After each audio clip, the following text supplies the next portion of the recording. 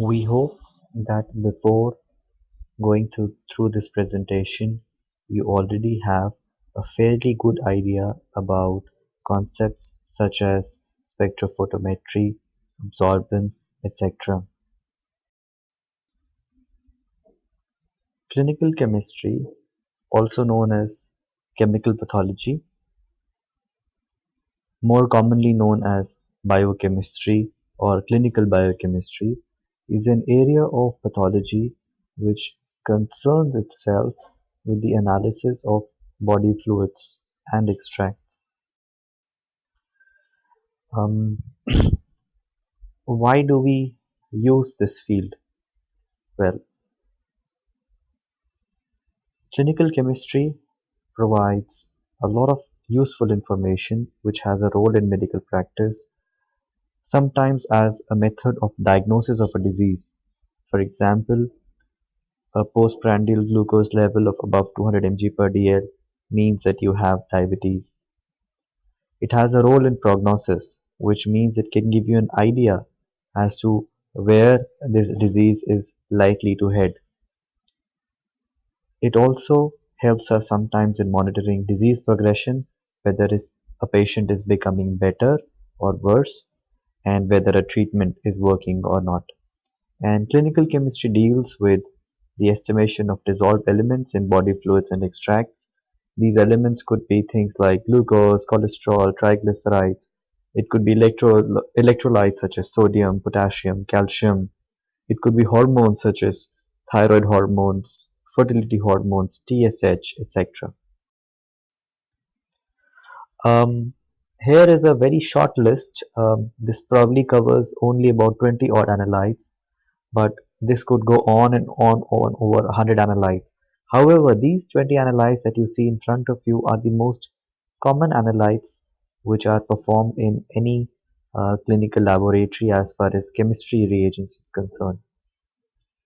Glucose, urea, creatinine, triglyceride, cholesterol, SGOT, SGPT, calcium, sodium, potassium, etc.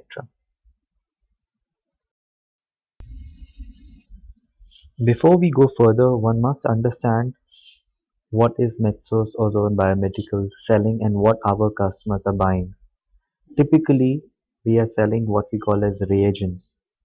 A reagent is a chemical compound or a mixture of compounds, usually present within a liquid solution, which we employ in the chemical analysis for detection of biological constituents.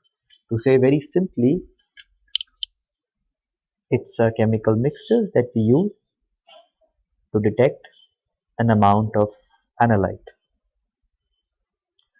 Um, from a manufacturing perspective, diagnostic reagents typically can include buffers, substrates, enzymes, chromogens, stabilizers, activators, and more than not, we will be using a combination of these few to make what we call as a diagnostic kit. So when we are talking about a diagnostic kit, we are really talking about a combination of multiple of these along with other accessories, standards, etc., all put together in a box which we call as a diagnostic kit. A few more terms that you must understand, which can be present inside a kit or they can be bought separately. A standard, also called as a reference standard, is a solution which has a particular analyte in an absolutely correct concentration. So, for example, a glucose kit might contain a standard which is an aqueous solution with an exactly known amount of glucose, for example, 100 mg per dl or 300 mg per dl. On the other hand, in autochemistry analyzers, we typically use calibrators, which are known concentration of certain analytes in a serum-based matrix. So a standard is typically made using water or alcohol or some more, generally in aqueous base, while a calibrator is used on a fully autochemistry analyzer and it is generally made using serum or plasma, and it has the same function as a standard. A standard is generally used on a semi-auto analyzer and a calibrator is generally used on a fully auto chemistry analyzer. Another thing that one must know is quality control SARA. This is very simply said a specimen with a known value or range of value. Um, Basically, certain manufacturers and certain companies will sell you serum, and this serum has a certain value known to it. For example, a serum might have a glucose of 122 mg per dl with a range of 100 to 144 mg per dl. So it's used to assess whether your laboratory, the instruments, the reagents, everything is working well together or not. So it's like this, that you use a quality control SARA, you already have an idea about the value of the quality control SARA. Then you run this quality control SARA as a standard sample in your lab. And if you get a value which is within the expected range, in this case 100 to 144 mg per dl, then you know everything is working well. So it's a quality control tool. It doesn't help you in improving your results. It only tells you in a very crisp way that is everything working well or everything is not working well. So in addition to standards and calibrators, another very important concept related to biochemistry is blanking. We have two kinds of blankings. We have a reagent blank, which simply measures the amount of color of the reagent kit. Now, what happens is that typically in a biochemistry kit, as we covered in the previous presentations, we are trying to measure absorbance. Absorbance is nothing but color. So more color, more absorbance, more concentration. However, some of these biochemicals that we are using, they themselves have a color. So there is a color because of the reagent and there is a color because of the patient sample. In order to remove the interference from the color of the reagent, we do what we call as a reagent blank, which simply means from the total absorbance, we remove the absorbance of the reagent. I think this will get much better once you do a practical on this. And another kind of blanking is the sample blanking, which is generally performed in reagents like bilirubin. What happens is that in some cases, your sample has too much color, which is not because of any analyte but because of bilirubin. Bilirubin has a yellow color. A patient having high bilirubin will have a very yellow colored serum, and this can be an interference. And therefore, we do what we call as a sample blank, whereby we try to reduce the color of the sample from the overall reaction. We do this because if we don't do a sample blanking, then we will get an artificially high amount of absorbance and we will report an artificially high amount of concentration. Coming to the more important things that we must know. Basically, all biochemistry reagents and all biochemical assays that we use, the kind of reactions that we will be running can be classified in three clear categories. They can be endpoint reagents, for example, glucose, cholesterol, triglyceride, uric acid. They can be fixed time reagents or fixed time chemistries. These are also called as initial rate and 2-point chemistry. We see this typically in urea and creatinine.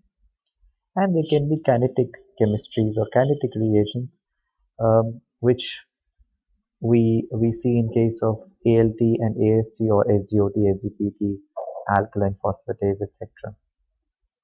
Let's try to understand what these kind of reactions are. We studied in the Beer-Lambert's law that more is the absorbance, more is the concentration, and vice versa. However, there are modifications to this law. The simplest reaction is an endpoint reaction, whereby we take the reagent from the diagnostic kit, we take the sample from the patient, we put the sample inside the diagnostic reagent, mix it, wait for a certain amount of time, and then measure the color. and we apply the absorbance is proportional to the concentration directly. So once again, how we will run it is we take some reagent, put the patient sample inside it, mix it, wait for let's say 10 minutes, and after 10 minutes, run the sample on the spectrophotometer and see what absorbance you get. More absorbance, more concentration; less absorbance, less concentration. We can change the pH, temperature, etc. But this is not important. The main thing that we must remember is that mix reagent, mix sample, wait for some time, and so if you look at it in a graph, this is how it will look, and you will simply say that after a certain amount of time, the reaction becomes constant, and you will take the absorbance reading and multiply it by factor to reach the concentration. On the other hand, we have the second kind of reaction, which is a fixed time reaction, also called as initial rate reaction and more commonly called as two-point chemistry reaction. Remember, in the end point, we are trying to measure absorbance at a fixed amount of time. That means after 10 minutes, we say the absorbance is X units multiplied by factor, and you will get to know your concentration.